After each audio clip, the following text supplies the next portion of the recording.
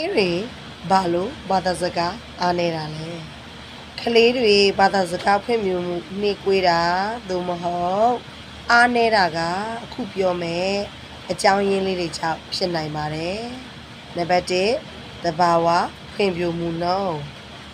ကလေးတိုင်းရဲ့အုံနောက်ဖွင့်ပြမှုနဲ့ဘာသာစကားစွမ်းရည်တွေကမတူညီကြပါဘူးတချို့ကလေးတွေကစကားပြောနောက်ကြတယ်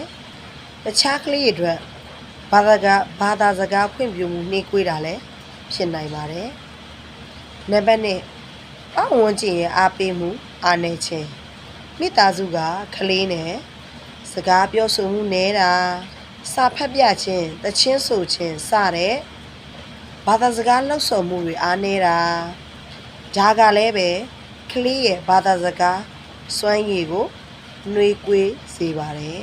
။နောက်တစ်ချက်က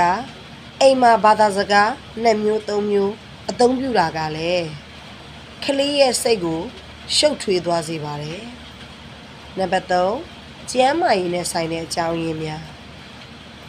နားပြတ်တာဥပမာအကြားအာယုံချိုတဲ့ခြင်း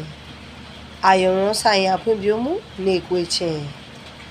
autism spectrum disorder စတဲ့အခြေအနေတွေကလည်းဘာသာစကားကိုအားနည်းစေနိုင်ပါတယ်။နံပါတ်4စိတ်ပိုင်းဆိုင်ရာအချက်အလက်များ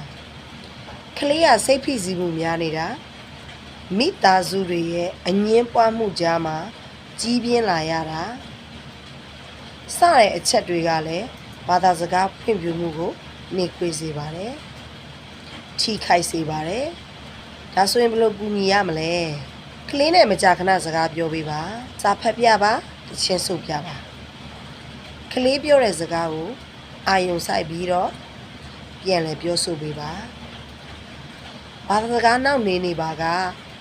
ကလေးဆရာဝန်ဒါမှမဟုတ်ကလေးဖွင့်ပြမှုကိုကျွမ်းကျင်သူများနဲ့တိုင်ပင်ပါကလေးတိုင်းရဲ့ဖွင့်ပြမှုနှုန်းကတော့